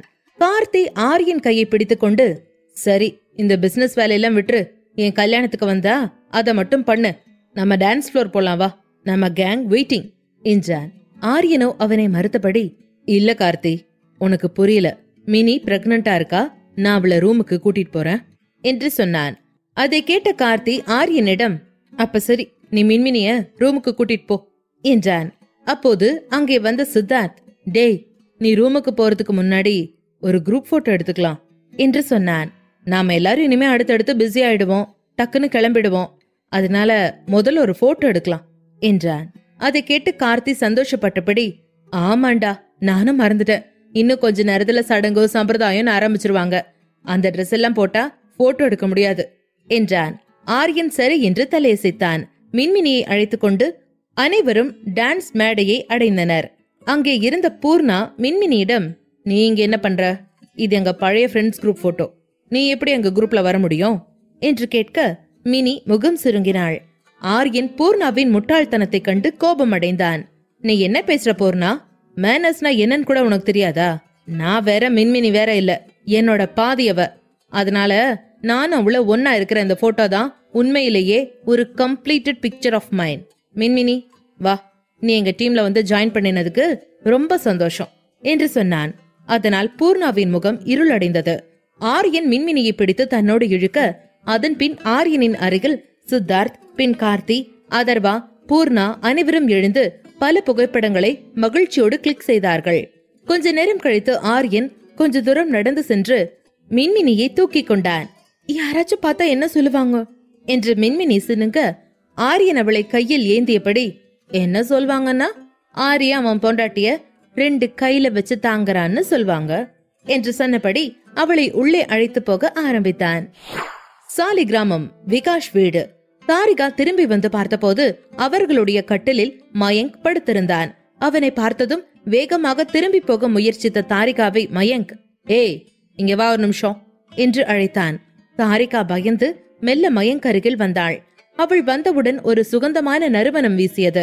மயங்க் அவளிடம் பேச வேண்டிய எல்லா வார்த்தைகளையும் மறந்து போனான். முந்தைய நாள் நினைவுகள் எல்லாம் அவனுக்குள் சின்ன சின்ன ஞாபகங்களாக பளிச்சிட்டது. அவன் அவளை முதலில் எப்படி முத்தமிட்டான் என்றெல்லாம் யோசிக்க ஆரம்பித்தான். அடுத்த நொடியே தன் மனதில் இருந்த எல்லா எண்ணங்களையும் அகற்றிவிட்டு தாரிகாவின் கையை பிடித்தான் மயங்க். அதனால் நடுங்கி போய், தயவு செஞ்சு என்ன தொடாதீங்க என்று சொன்னாள். மயங்க் கோபத்தோடு அவளை தன் பக்கம் திருப்பிக் கொண்டு அவள் முகத்தை தன் கையால் அழுத்தி பிடித்து, நீ என்ன இந்த உலகத்தோட பெரிய தேவதை நினைச்சிட்டு இருக்கியா? உன்னை தொடணும்னே நான் அலையறதா நினைக்கிறியா? உன்னை தொட்டா நான் செத்துருவேன் தெரியுமா? நான் அந்த அளவுக்கு உன்னை வெறுக்கிறேன் என்று சொன்னான். அவன் அப்படி பேசியதும் தாரிகா வேதனையில் கண்களை மூடிக்கொண்டாள்.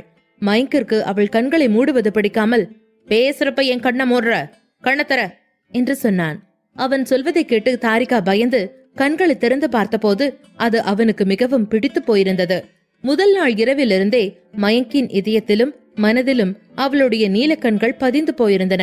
எந்தவித திட்டமிடலும் இன்றி அவளை நோக்கி முன்னேறி அவள் கண்களை முத்தமிட்டான் மயங்க். தாரிகா அதன் பின் அழ ஆரம்பித்து, என்ன விட்டுருங்க, என்னால வலி தாங்க முடியல, நீங்க ரொம்ப ஹார்ஷா நடந்துக்கிட்டீங்க என்று சொன்னாள். மயங்க் தடுமாறி தன்னை அவளிடமிருந்து விலக்கி கொண்டான். அதன் பின் தாரிகா ரூமை விட்டு வெளியேற போன போது மயங்க் அவள் இடுப்பை பிடித்து ஒரு நொடியில் தூக்கினான். ஹலோ, என்ன பேச பேச மரியாதை இல்லாம போற? இப்ப நீ போக கூடாதுன்னு சொல்லிட்டு இருக்கேன், புரியுதா? கொஞ்சம் உன் கால ஸ்டாண்ட் போட்டு அங்கே நில்லு என்று சொல்லி அவளை அங்கே இறக்கிவிட்டு படுக்கைக்கு அருகில் இருந்து ஒரு மாத்திரையை எடுத்து கொண்டு வந்து தாரிகாவிடம் கொடுத்து, இந்தா இத சாப்பிடு என்றான். தாரிகா பயந்து போனாள். கண்ணீரோடு, மாட்ட, நீங்க என்ன கொல்லலான்னு முடிவு பண்ணிட்டீங்க. இந்த மாத்திரையை சாப்பிட்டா நான் பிடிக்காத கல்யாணத்தால சூசைட் பண்ணிக்கிட்டேன்னு சொல்லிடுவீங்க. நான் செத்துட்டா நீங்க உங்க லவ்வ கூட போயிடலாம்ல, அதுக்காகத்தான் இந்த டேப்லெட் கொடுக்குறீங்க என்று சொன்னாள். தாரிகாவை கோபமாக பார்த்த மயங்க், உனக்கு என்ன அறிவே இல்லையா? உன்னை கொல்லணும்னு நினைச்சா உன் கையாலேயேவா டேப்லெட் கொடுக்க போறேன்? இவ்வளவு சின்ன வயசுல அம்மாவாகணும்னு உனக்கு என்ன தலையெழுத்தா? அம்மாவானா எத்தனை கஷ்டம் இருக்குன்னு தெரியுமா? அதெல்லாம் வேண்டாம். சின்ன தாயானவள் தந்த ராசாவேன்னு யாரும் உன்னை பார்த்து பாடிட்டு இருக்க மாட்டாங்க. அதனாலதான் இந்த கான்ட்ரசெப்டிவ் டேப்லெட்ஸ நான் சாப்பிட சொல்றேன். என் முன்னாடி நீ வாயை திறந்து பேசணும்னு ஒரு தேவையும் கிடையாது. ஒரு வார்த்தை கூட பேசிராத. நீ நமக்குள்ள நடந்த எல்லாத்தையும் நம்ம குடும்பத்துல எல்லாத்துக்கிட்டையும் சொல்லிட்டேன்னு எனக்கு தெரிஞ்சு போச்சு. அதனால இப்ப நான் சொல்றத நீ செய். நீ பிரெக்னன்ட் ஆயிட்டேனா அது உனக்கு நல்லதே கிடையாது. எனக்கு உன்னையும் பிடிக்கல, உன் கேர்லெஸ்னஸ்னால நீ பெத்துக்கணும்னு நினைக்கக்கூடிய அந்த குழந்தைகளையும் பிடிக்காது என்று சொன்னான். தாரிகா அந்த வார்த்தையின் தீவிரமான வெப்பம் தாங்காமல் அழ ஆரம்பித்தாள். அதன் பின் அழுது கொண்டே, எனக்கும் உங்க மாதிரி ஒரு மிருகத்து மேல கொஞ்சம் கூட இன்ட்ரெஸ்ட் கிடையாது. எனக்கு உங்கள மாதிரி ஒரு மோசமான ஆளோட குழந்தைக்கு அம்மாவாக இஷ்டம் இல்ல என்று சொன்னாள். அதை கேட்ட மயங்க், உனக்கு நாக்கு ரொம்பதான் நீளம். இவ்வளவு பேசுறல்ல, நீ என்னோட குழந்தைக்கு அம்மாவா இருப்பியா இருக்க மாட்டியான்னு நானும் பாக்குறேன் என்று சொன்னான். அவன் சொல்வதை கேட்டு தாரிகா அழ ஆரம்பிக்க அவன் வேகமாக திரும்பி, சரி எல்லாத்தையும் விடு. இப்ப நான் கொண்டு வந்த டேப்லெட்ட இப்ப என் கண்ணு முன்னாடி சாப்பிடு. அதுக்கப்புறம் நீ கிடை கெட்டு போ. ஐ டோன்ட் கேர் என்று சொன்னான். தாரிகா நடுங்கும் கைகளோடு அந்த மாத்திரையை வாங்கினாள். பாக்கெட்டை பிரித்தாள். மயங்கின் முன்னால் அந்த மாத்திரைகளை வாயில் போட்டுக்கொண்டாள். அதன் பின் மயங்க் நிம்மதியாய் ஒரு பெருமூச்சோடு கட்டிலில் அமர்ந்தான். தாரிகா அந்த மாத்திரை அட்டையை மறுபடியும் மயங்க் மீது வீசி எறிந்துவிட்டு விரைவாக ரூமை விட்டு வெளியேறினாள். அவள் கோபமாக வெளியேறுவதை பார்த்த மயங்க் ஆச்சரியத்தோடு, இவ எவ்வளவு ஸ்ட்ராங்கா இருக்கா பாரு, அழகா இருக்கான்னு நினைச்சேன். கொஞ்சம் டேஞ்சரஸ் பர்சன் தான் போல. இவளை பார்த்து பொறுமையாதான் ஹேண்டில் பண்ணணும் என்று நினைத்தான். தாரிகா அங்கிருந்து வெளியே வந்ததும் அங்கே வந்த மனஸ்வினி, அண்ணி சாப்பிட்டீங்களா? உங்க திங்ஸ் எல்லாம் எங்க? நான் ஏதாவது அன்பேக்கிங்க்கு ஹெல்ப் பண்ணணுமா என்று கேட்டாள். அவளது குரலை கேட்ட தாரிகா அவளுடைய அழுத முகத்தை மனஸ்வினி பார்க்க வேண்டாம் என்று நினைத்தபடி தன்னுடைய புடவையால் முகத்தை துடைத்தாள். அதன் பின் மனஸ்வினியை பார்த்து புன்னகைத்தபடி, இல்ல சிஸ், நான் பாத்துக்கிறேன் என்று மென்மையாக சொன்னாள். நீங்க என்ன சிஸ்ன கூப்பிடாதீங்க, நான் தான் உங்களை அண்ணின்னு கூப்பிடணும் என்று சொன்னாள். தாரிகா விரக்தியாய் புன்னகைத்தபடி மொட்டை மாடிக்கு போனாள். அன்று இரவு மயங்க், அர்ச்சனா, அகிலன், தாரிகா நால்வரும் விமான நிலையத்திற்கு வந்திருந்தனர். மதுரைக்கு விமானம் அங்கிருந்து சிவகங்கையில் இருக்கும் குலதெய்வ கோவிலுக்கு கார் பயணம் என முன்பு போலவே முடிவெடுத்திருந்தார்கள். அர்ச்சனா அகிலனிடம், நம்ம குலதெய்வம் சக்தியை பாத்தீங்களா? ஒரு தடவை பொங்கல் வச்சு கும்பிட்டதும் அடுத்தடுத்து நம்ம வீட்ல நல்லது நடக்க வச்சு நம்மள மறுபடி அங்க வர வைக்குது என்று சொன்னார். அகிலனும் புன்னகையால் அதை ஆமோதித்தார். எல்லோரும் விமானம் ஏற தயாராக இருந்தபோது விகாஷ் மயங்க் கையை பிடித்தான். உனக்கு அண்ணன் மேல நம்பிக்கை இல்லாம போயிடுச்சு இல்லையா? நீ திரும்பி வரும்போது நான் யாருன்னு உனக்கு புரிய வரும் என்றான். மயங்க் வெறுப்போடு விகாஷ் கைகளை உதறிவிட்டு அர்ச்சனாவின் பின்னால் உள்ளே போக ஆரம்பித்தான். மயங்கை பொறுத்தவரை மோனிஷாவை தான் காதலிப்பதாக விகாஷிடம் முன்பே மனம் விட்டு பேசியிருக்கிறான். அதையெல்லாம் தெரிந்து கொண்டும் விகாஷ் இந்த கட்டாய கல்யாணத்தை நடத்திவிட்டான். அந்த கல்யாண வீட்டில் விகாஷ் அவனை ஹீரோவாக காட்டிக்கொள்ள தாரிகாவை தங்கையாக தத்தெடுக்காமல் மயங்கின் மனைவியாக்கியது தவறு என்று மயங்க் முடிவெடுத்து விட்டான். விமானத்தில் அர்ச்சனா வேண்டுமென்றே அகிலன் அருகில் அமர்ந்து கொண்டு மயங்க் மற்றும் தாரிகாவை தனியாக விட்டார். கடந்த முறை போல உறவுக்காரர்கள் புடைசூழ சந்தோஷமாக குலதெய்வ கோவிலுக்கு போகாமல் பெரும் மௌனத்தோடு அந்த பயணம் நடந்து கொண்டிருந்தது. தாரிகாவிற்கு அது முதல் விமான பயணம். அதனால் கொஞ்சம் பயத்தோடு அங்கும் இங்கும் பரபரப்பாக பார்த்து கொண்டு அமர்ந்திருந்தாள். எதுக்கு இப்ப பிளைட்ல போகணும்? கார்ல போனா போதாதா? பணக்காரங்கன்னு காட்டிக்க பிளைட்லயே போயாகணுமா? கடவுளே, எனக்கு ஹைட்னா பயம். இப்ப கொஞ்ச நேரத்துல பிளைட் பறக்க போகுது. எனக்கு எதுவும் ஆகாம காப்பாத்து என்று முணுமுணுத்துக் கொண்டிருந்தாள். மயங்க் அதை கவனித்து விட்டு, ஏய், பட்டிக்காடு மாதிரி நடந்துக்காத, நேரா உட்கார் என்று எரிச்சலான குரலில் சொன்னான். தாரிகா பதிலுக்கு, நான் சென்ஸ்லெஸ் தான். என்ன பார்க்க பிடிக்கலனா நீங்க வேற பக்கம் பார்க்க வேண்டியதானே? என்னைவே பார்த்துட்டு எதுக்கு கோவப்படணும் என்று கேட்டாள். மயங்க் அவளுடைய லாஜிக்கான பேச்சால் ஆச்சரியமடைந்தாலும் அதை காட்டிக் கொள்ளாமல், உன்னை வாயோட அரைஞ்சன்னு வச்சுக்க, எல்லாம் ஆட்டோமேட்டிக்கா ஆஃப் ஆயிடும். ஒழுங்கா வாய மூடிக்கிட்டு தூங்கு. உன்னை பார்க்கவே எனக்கு பிடிக்கல என்று சொன்னான். அவன் திட்டியதும் அதிர்ந்த தாரிகா, என்ன அரைங்க, என்ன வேணா பண்ணுங்க, உங்களால அந்த மோனிஷா கூட டைம் ஸ்பெண்ட் பண்ண முடியல. அந்த எரிச்சல என்கிட்ட காட்டணும்னு நினைக்கிறீங்க, ஆனா அதனால எல்லாம் நான் பயந்துட மாட்டேன் என்றாள். அவளை மிரட்டினால் கொஞ்சம் விமான பயம் அவளை விட்டு போகும் என்று மயங்க் அவளை மிரட்ட, இப்போது அவனை ஷாக்காகும் அளவிற்கு பதிலடி கொடுத்தாள். மயங்க் எதுவும் பேசாமல் அவள் நீல நிற கண்களை பார்த்தபடி அவள் முகத்தை நெருங்க தாரிகா பயந்து போனாள். இது பிளைட், இங்க அப்படி நடக்க முடியாது என்று உதடுகளை அசைத்தாள். மயங்க் அவள் கண்களை பார்த்து புன்னகைத்து இன்னும் அவளை நெருங்கி, சீட் பெல்ட் போடு, இல்லனா பிளைட் டேக் ஆஃப் ஆகும்போது ஜன்னல் வழியா வெளியே விழுந்துருவ என்றான். விமானம் அடுத்த 1.5 மணி நேரத்தில் மதுரையை தொட்டது.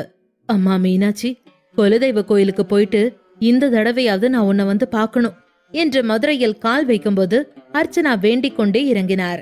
மயங்க் மற்றும் தாரிகா இருவருமே ஒருவரை ஒருவர் முறைத்துக் கொண்டே விமான நிலையத்தை விட்டு வெளியே வந்தார்கள். அவர்களை அழைத்து போக கார் வந்துவிட்டது. வாமா அகிலா, உன் வீட்டு கல்யாணத்துக்கு எங்களை கூப்பிடுவேன்னு பாக்குறோம். நீ ஒரு தடவையும் கல்யாண சாப்பாட்ட ரகசியமா உங்க வீட்டோட முடிச்சுக்கிடுத. மூத்தவன் விகாஷ் தான் அப்படி கல்யாணம் பண்ணினான்னா உன் பையன் மயங்கும் அப்படித்தானா பண்ணிருக்கான். என்னமோ போ, இந்த குலதெய்வ சம்பிரதாயம் ஒண்ணு மட்டும் இல்லைன்னா நாம யாரும் ஒருத்தருக்கு ஒருத்தர் பாத்துக்கவே மாட்டோம் போல என்று சொல்லி அர்ச்சனாவையும் அகிலனையும் காருக்குள் அமரச் சொன்னார் முத்துப்பாண்டி. அகிலனுடைய சித்தப்பா. அகிலன் சிரித்து கொண்டே, கல்யாணம் எல்லாம் நம்ம கையில இல்ல சித்தப்பா, போற போக்குல கடவுள் போட்ட முடிச்சு நடந்துகிட்டே இருக்கு என்று சமாளித்தபடி காரில் ஏறினார். அகிலன் சித்தப்பாவோடு அமர அர்ச்சனாவும் மயங்கும் தாரிகாவும் பின்னால் அமர்ந்தனர். சங்கர் உடன் வந்திருந்தான். முத்துப்பாண்டியின் பேரன் சிவசங்கர் என்கிற பெயரை சங்கர் என்று மாற்றிக்கொண்டான். சங்கர் அர்ச்சனாவை பார்த்து, நல்லா இருக்கீங்களாமா என்று கேட்டான். அர்ச்சனா சிரித்தபடி, சௌக்கியண்டா சங்கரா என்று சொல்லிவிட்டு தாரிகாவிடம், இவன்தான் விகாசுக்கும் மயங்குக்கும் மூத்த புள்ள, அண்ணன் முறை வேணும், உனக்கு மச்சினரு, நான் காலையில எல்லாரையும் உறவு முறையோட அறிமுகம் செஞ்சு வைக்கிறேன் என்றார். தாரிகா சங்கரை பார்த்து வணக்கம் சொன்னாள். மயங்க் சங்கரை பார்த்து கையசைத்தபடி, நல்லா இருக்கீங்களா அண்ணா என்று கேட்டான். கார் கிளம்பியது. மதுரை விமான நிலையத்தில் இருந்து 1.5 மணி நேரம் பயணம் போனால்தான் சிவகங்கைக்கு உள்ளே இருக்கும் அந்த கிராமத்திற்கு போக முடியும். நள்ளிரவு நேரம் என்பதால் தாரிகாவிற்கு தூக்கம் வந்தது. அது மட்டுமல்ல, முதல் நாள் இரவு மயங்கின் செய்கைகள் புது பெண்ணை உடல் நோக வைத்திருந்தன. இதை பற்றி அர்ச்சனா தெரிந்து கொள்ளாததால் அவர் அமைதியாக வந்து கொண்டிருந்தார். வண்டி திடீரென பிரேக் போட தூங்கிக் கொண்டிருந்த தாரிகா தட்டன முன் சீட்டில் போய் மோதினாள். அதை பார்த்த அர்ச்சனா அவளை பிடித்துக் கொள்ள மயங்குக்கு தூங்கி வழியும் அவளை பார்க்க ஆத்திரமாக வந்தது. பொட்டிக்காடு பொட்டிக்காடு, கொஞ்சமாச்சும் டீசன்சி இருக்கா? புது ஊருக்கு வந்திருக்கோம், புது மனுஷங்களை பாக்குறோம், பார்த்து நடந்துக்கணும்னு அறிவு இருக்கா என்று முணங்கினான். அதன் பின் அவளிடம், கொஞ்சம் ஒழுங்கா உட்கார மாட்டியா என்று கேட்டான். அர்ச்சனா கண்களால் மயங்கை எச்சரிக்க அதன் பின் அமைதியானான். மயங்க் அப்படி கேட்ட பின் தாரிகா தூக்கத்தை கட்டுப்படுத்தி கொண்டாள். இரவு 1:30 மணியளவில் அவர்கள் தங்கள் கிராமத்திற்குள் நுழைந்து அவர்களின் பூர்வீக மாளிகையை அடைந்தனர். ஒரே ஒரு பெண் மட்டும் வெளியே வந்து தாரிகாவை அழைத்துக் கொண்டு ஒரு அறைக்கு போய் காட்டிவிட்டு கீழே போனாள். அர்ச்சனாவும் அகிலனும் முத்துப்பாண்டி சித்தப்பாவுடன் பேசிக்கொண்டே அவரவர் ரூமுக்கு போனார்கள். தாரிகாவிற்கு தூக்கமும் அசதியும் கண்களை சுழற்றியது. அப்படியே படுக்கையில் விழுந்து தூங்கி போனாள். மயங்க் சங்கருடன் கொஞ்ச நேரம் பேசிவிட்டு சிகரெட் புகைத்து முடித்து ரூமிற்குள் வந்தபோது தாரிகா முழு படுக்கையையும் ஆக்கிரமித்து தூங்கிக் கொண்டிருந்தாள். அவளை அப்படி பார்த்த மயங்க் ஆத்திரமானான். சுய நினைவே இல்லாமல் தூங்கும் தாரிகாவை பார்த்தபடி கட்டிலை அடைந்தான். அடுத்த நாள் காலையில் சிவகங்கை கிராமத்தின் வீட்டில் தாரிகா கண்களை திறந்தபோது அவள் வயிற்றை யாரோ தொடுவது போல அவள் உணர்ந்தாள். அவள் அவசரமாக பயந்து கொண்டு எழுந்தபோது அருகில் மயங்க் படுத்துக் கொண்டிருப்பதை பார்த்தாள். மயங்கும் கூட அவளின் பதட்டமான அசைவால் கண் விழித்தான். அதன் பின் அவளை பாதி திறந்த கண்களால் பார்த்து கொண்டே மறுபடியும் தூங்கி போனான். தாரிகாவிற்கு மயங்கை பார்த்ததும் மீண்டும் கோபம் வந்தது. மனதிற்குள் வெறுப்பு நிறைந்து போய், கொஞ்சம் கூட வெக்கமே இல்ல, நான் அவ்வளவு சொல்லியும் சான்ஸ் கிடைக்கும் போதெல்லாம் என்ன தொட்டுட்டே இருக்கார். புருஷன் தான் கடவுள்னு சொல்றாங்க, ஆனா அது எவ்வளவு பெரிய தப்பு. இந்த மாதிரி ஒரு புருஷன் என் கடவுளா இருக்கிறதுக்கு வாய்ப்பே இல்ல. எல்லா தப்பையும் பண்ணிட்டு பழியெல்லாம் என் மேல போடுற கொடூரமான சந்தர்ப்பவாதி தான் என் புருஷன் என்று சொன்னாள். அப்போது அவளுடைய ரூம் கதவை யாரோ தட்டினார்கள். தாரிகா புடவையை பிடித்துக்கொண்டு கட்டிலில் இருந்து இறங்கி வந்தாள். அவள் கொட்டாவியை கையால் மறைத்தபடி கதவை திறந்தாள். அப்போது 2 பெண்கள் உள்ளே வந்தார்கள். அந்த 2 பெண்களில் ஒருவர் தாரிகாவை பார்த்து, ஏன் இன்னும் ராணிக்கு தூக்க கலக்கம் போகலையா? நேரத்துக்கு எந்திரிக்க முடியலையா? மணி 7 ஆச்சு என்று சொன்னாள். அந்த குரலை கேட்டு தாரிகா கொஞ்சம் பதட்டமானாள். அவள் தாமதமாக எழுந்திருக்கிறாள் என்பது அவளுக்கு புரிந்தது. அதன் பின் அந்த பெண் மீண்டும், இங்க பாரு, நம்ம குலதெய்வம் கோயிலுக்கு போனோம். உங்க வீட்டுக்காரரை முதல்ல எழுப்பு. கோயிலுக்கு நடந்துதான் போகணும். கொஞ்சம் சீக்கிரமா கிளம்பணும் என்று சொன்னாள். தாரிகா அதற்கு தலையசைக்க உடனே மற்றவள், இந்த ஸ்ருதியே வராம போயிட்டாங்க. போன தடவை வந்தப்ப அவங்க எவ்வளவு பொறுப்பா நடந்துகிட்டாங்க என்று சொல்லிவிட்டு, சரிமா, நீ போய் குளிச்சுட்டு வா. கல்யாணம் ஆன பொண்ணுங்க முதல் குலதெய்வ நாச்சியார் அம்மா கிட்ட ஆசீர்வாதம் வாங்கணும். அம்மா அனுமதி கொடுத்ததுக்கு அப்புறம் தான் புருஷன் கூட சேரவே செய்யணும். அதுக்கு முன்னாடி நீ எதுவும் தப்பு பண்ணிருந்தேனா நாச்சியார் அம்மா சில சும்மா விடாது. ஏதாவது ஒரு வகையில உங்க குடும்பத்தை உண்டு இல்லைன்னு பண்ணிடும் என்று சொன்னாள். தாரிகாவிற்கு அந்த இருவரின் கிராமத்து மொழியையும் முதலில் சரியாக புரிந்து கொள்ள முடியவில்லை. அவளுக்கு புரிந்த வகையில் அவர்கள் சொன்ன விஷயங்களை கேட்டதும் அதெல்லாம் தாரிகாவை பயமுறுத்தியது. ஏனென்றால் அவள் ஏற்கனவே தன்னை மயங்கிற்கு ஒப்பு கொடுத்து கண்ணி கழிந்திருந்தாள். அதை பற்றி அர்ச்சனா ஆண்டியோ மயங்கோ கூட எதுவும் அவளிடம் சொல்லியதில்லை. அர்ச்சனாவை பொறுத்தவரை இருவரும் திருமணம் செய்து கொண்ட விதம் காரணமாக அதற்குள் ஒருவருக்கொருவர் பக்கத்தில் போக வாய்ப்பில்லை என்று நினைத்து கொண்டிருந்தார். அதுவும் தவிர மைங்கிற்கு இந்த மாதிரியான குடும்ப சடங்குகள் எல்லாமே நன்றாக தெரியும். விகாஷிற்கு 5 மாதங்கள் முன்புதான் அதை செய்திருந்தார்கள். அதனால் அர்ச்சனா அது பற்றிய விஷயம் எதுவும் தெரியாமல் இருந்தார். ஆனால் தாரிகா தான் குழம்பி போயிருந்தாள். இப்போது கன்னி இல்லை என்கிற உண்மையை அவர்களிடம் சொல்லலாமா வேண்டாமா என்று தாரிகா யோசித்தாள். ஆனால் முன்பின் தெரியாதவர்களிடம் என்ன பேசுவது என்று யோசித்தாள். தாங்கள் சொல்ல வேண்டியதை சொன்ன பின் அந்த பெண்கள் இருவரும் அதன் பின் அங்கிருந்து புறப்பட்டார்கள். தாரிகா அதன் பின் கதவை மூடிவிட்டு தனக்கு நடந்த எல்லாவற்றையும் நினைத்து மீண்டும் அழ ஆரம்பித்தாள். மயங்க் இன்னும் தூங்கிக் கொண்டிருந்தான். அவனை பார்த்த தாரிகா அவன் தோளில் கை வைத்து, எந்திரிங்க, உங்ககிட்ட கொஞ்சம் பேசணும் என்று சொன்னாள். அப்போது அவன் எழுந்து, இப்ப என்ன பிரச்சனை என்று சத்தமாக கேட்டான். தாரிகா தலை குனிந்தபடி, உங்க சொந்தக்காரங்க நாம கோயிலுக்கு போகணும்னு சொன்னாங்க என்று சொல்லவும் மயங்க் லேசான எரிச்சலுடன், போக சொன்னா போக வேண்டியதானே, என்ன ஏன் உயர வாங்குற என்று சொன்னான்.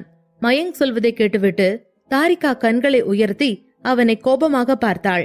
அந்த பார்வையில் பயந்து போன மயங்க் படுக்கையில் இருந்து எழுந்து உட்கார்ந்து, சொல்லு, என்ன வேணும் உனக்கு என்று கேட்டான். உங்க குலதெய்வ கோயிலுக்கு நாம போகணும்னு சொல்றாங்க என்று அழுது கொண்டே சொன்னாள் தாரிகா. மயங்கோ தலைமுடியை சரி செய்தபடி, சரி ஓகே போ, அம்மா கூட போயிட்டு வா, நான் வரணும்னு அவசியம் இல்ல என்றான். தாரிகா தலையாட்டியபடி, இல்ல நான் போக மாட்டேன் என்றாள். மயங்கின் தூக்கம் முழுவதுமாக கலைந்திருந்தது. அதனால் அவன் தாரிகாவை, ஏன் நீ போக மாட்ட, என்ன ரீசன் என்று கேட்டதும் தாரிகா, இல்ல நான் இன்னும் யாரும் தொடாத பொண்ணுன்னு நினைக்கிறாங்க. யாருமே தொடாத ஒரு பொண்ணுதான் அந்த சாமிய போய் கும்பிடணுமா. அவங்க பெர்மிஷன் கொடுத்ததுக்கு அப்புறமா தான் நாம லைஃப் ஆரம்பிக்கணுமா. ஆனா உங்களுக்கு எல்லாம் தெரிஞ்சிருந்தோம், எல்லாத்துக்கு முன்னாடி என்ன நீங்க தொட்டுட்டீங்க என்று சொன்னாள்.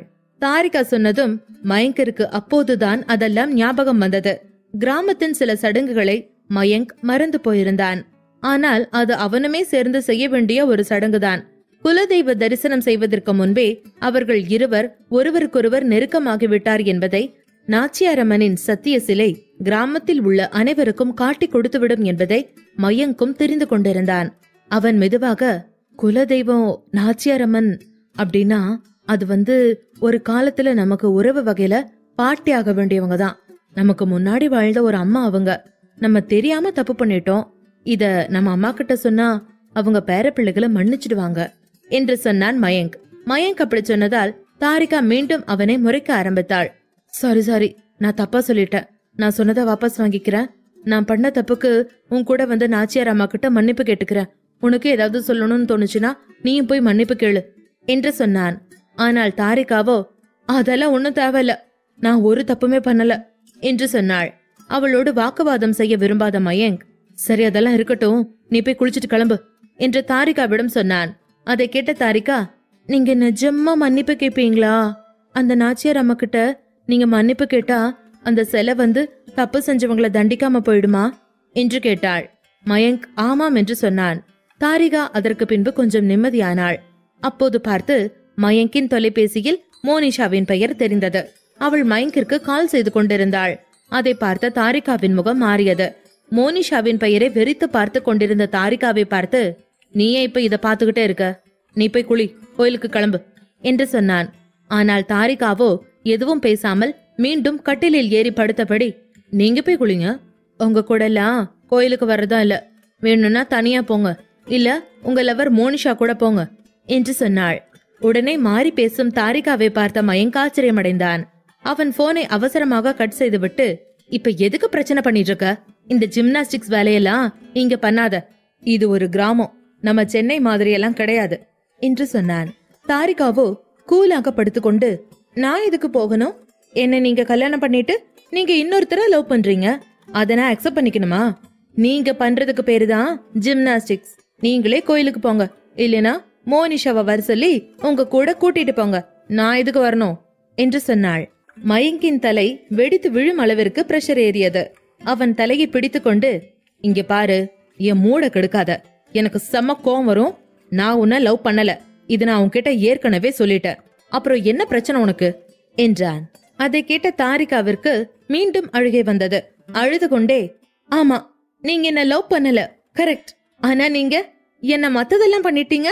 நீங்க மோனிஷாவை உண்மையாலுமே லவ் பண்ணிருந்தீங்கன்னா என்ன எதுக்கு தொட்டீங்க? நீங்க உங்க காதலுக்கு உண்மையா இல்ல, எனக்கு உண்மையா இல்ல என்று சொன்னாள். தாரிகாவின் வார்த்தைகளால் மயங்கின் குற்ற உணர்ச்சி மேலும் அதிகமானது. அவன் தலை ஏற்கனவே வெடிக்க ஆரம்பித்திருந்தது. அவள் சொன்ன எல்லாமே ஒவ்வொன்றுமே சரியான விஷயம்தான். ஆனால் மயங்க் இந்த நேரத்தில் தன்னை தவறாக நினைக்கவில்லை.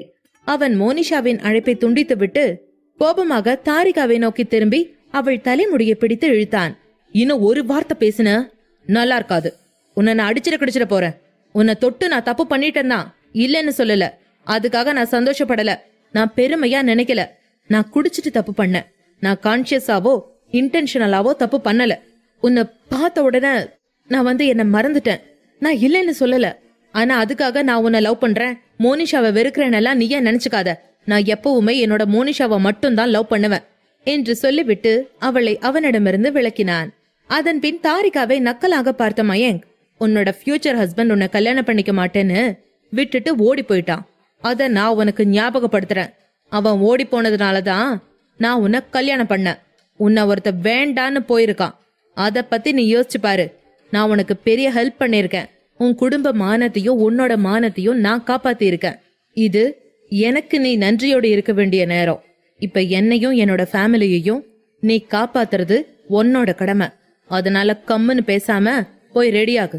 யார்கிட்டயும் நமக்குள்ள நடந்த எதையும் நீ சொல்லணும்னு அவசியமே இல்ல, நான் பாத்துக்கிறேன் என்று சொன்னான். மயங்க் தாரிகா மீது தன்னுடைய முழு கோபத்தையும் வெளியேற்றிவிட்டு கோவிலுக்கு கிளம்ப ஆரம்பித்தான். அதே நேரத்தில் தாரிகா மறுபடியும் மனமுடைந்து போயிருந்தாள்.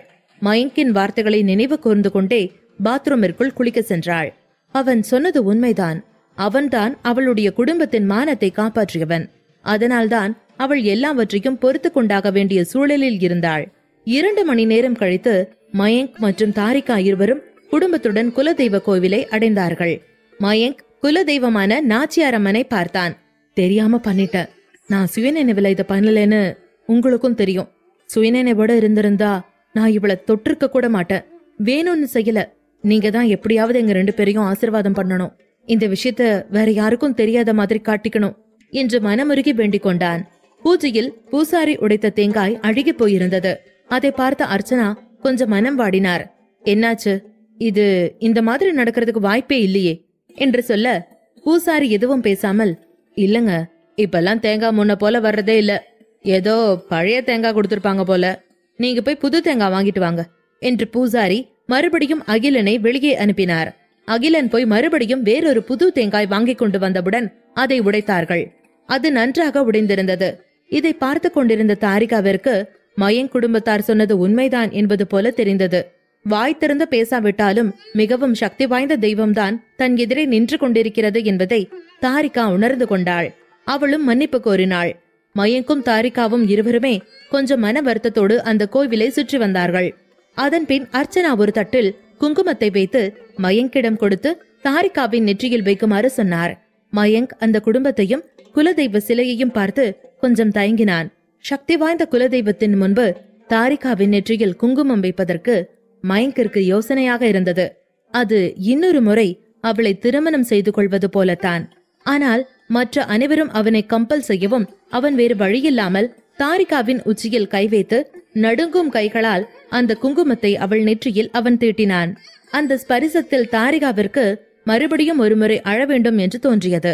ஆனால் அவளுடைய குரல் யாருக்கும் கேட்காதபடி, அவளுடைய கண்ணீர் வெளியே வராதபடி உதடு அழுத்தி கடித்து கொண்டு அந்த கண்ணீரை அடக்கிக் கொண்டாள். அந்த இருவரும் கோவிலை விட்டு வெளியே வந்து அங்குள்ள பெரியவர்கள் அனைவரிடமும் ஆசீர்வாதம் வாங்கினார்கள்.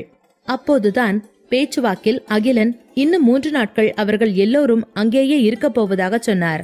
மயங்க் தன்னுடைய அப்பா அகிலனை பார்த்து முறைக்க, அகிலனோ சிரித்தபடி, நம்ம இங்க வந்து ரொம்ப நாள் ஆச்சுடா. விகாஷ் கல்யாணத்துக்கு வந்தப்பவும் உடனே கிளம்பிட்டோம். அதனால இந்த வாட்டி நம்ம ஒரு 3 நாளாவது இருந்துட்டு போனாதான் எல்லாருக்கும் சந்தோஷமா இருக்கும் என்று சொன்னார். மயங்க் எதுவும் பேசாமல் தூரத்தில் தெரிந்த மலைகளை பார்த்தான். இன்னொரு பக்கம் காரைக்குடியில் மின்மினி வானதியோடு அங்கிருந்த ஒரு கடைக்கு ஷாப்பிங் வந்திருந்தாள். இருவரும் ஷாப்பிங்கில் மும்முரமாக இருந்தார்கள். மின்மினிக்கு கிட்ஸ் கார்னரை பார்த்தவுடன் உள்ளுக்குள் ஒரு உற்சாகம் தோன்றியது. வானதியை விட்டுவிட்டு அந்த பக்கம் நகர்ந்தாள். சிறு குழந்தைகளின் உடைகளை பார்த்த மின்மினி, பேபி, இந்த ட்ரெஸ் எல்லாம் எவ்வளவு அழகா இருக்கு பாத்தியா? நீ சீக்கிரம் வந்தா நான் உனக்கு இந்த எல்லா ட்ரெஸ்ஸையும் போட்டு விடுவேன் என்று சொன்னாள். அந்த கடையில் குழந்தைகள் நாடை பிரிவில் அவள் அங்கும் இங்கும் மகிழ்ச்சியாக அலைந்து கொண்டிருந்தாள். ஒரு இடத்தில் அங்கு கிடந்த துணியில் அவள் கால்பட்டதும் அவளுக்கு சரியில் என வழுக்கியது. மின்மினிக்கு உயிரே போவது போல இருந்தது. அவள் கீழே விழுவதற்குள் யாரோ ஒருவருடைய பலமான கரங்கள் அவளை பிடித்தன. பயத்தில் முகமெல்லாம் சிவந்திருந்த மின்மினியின் மூச்சு ஒரு நிமிடம் நின்று போனது. அப்போது அவளை தாங்கி பிடித்திருந்த அதர்வா பதறியபடி, மின்மினி, ஆர் யூ ஆல் ரைட் என்று கேட்டான். அதன் பின்தான் தன்னை தாங்கி பிடித்திருப்பது அதர்வா என்று மின்மினிக்கு தெரிய வந்தது. அதர்வாவின் குரல் கேட்டு கொஞ்ச நேரம் மௌனமாக பார்த்துவிட்டு, தேங்க்யூ என்று தன்னுடைய வயிற்றில் கை வைத்துக் கொண்டு, என்னையும் குழந்தையும் காப்பாத்தினதுக்கு தேங்க்ஸ் என்று சொன்னாள். அதர்வா அவளை பிடித்துக் கொண்டு, சரி சரி, இங்க வா, இங்க வந்து உட்காரு, நீ ரொம்ப பதட்டமா இருக்க என்று சொன்னான். மின்மினி அங்கே இருந்த சோஃபாவில் அமர்ந்தாள். அப்போது அவள் போன் அடிக்க ஆரம்பித்தது. மின்மினி தன்னுடைய போனை எடுத்தவுடன், நீங்க 2 பேரும் எங்க இருக்கீங்க? உங்களை நான் ரொம்ப நேரமா கூப்பிட்டுக்கிட்டே இருக்கேன். உனக்கு எவ்வளவு சொன்னாலும் புரியாதா? புது இடத்துல என்னை விட்டுட்டு தனியே எங்கேயும் போகாதன்னு சொல்லி இருக்கேன்ல. ஆமா, அந்த அதர்வா உன் கூட தான் இருக்கானா என்று கேட்டான் ஆரியன். மின்மினிக்கு பயத்தில் உடல் வியர்க்க ஆரம்பித்தது.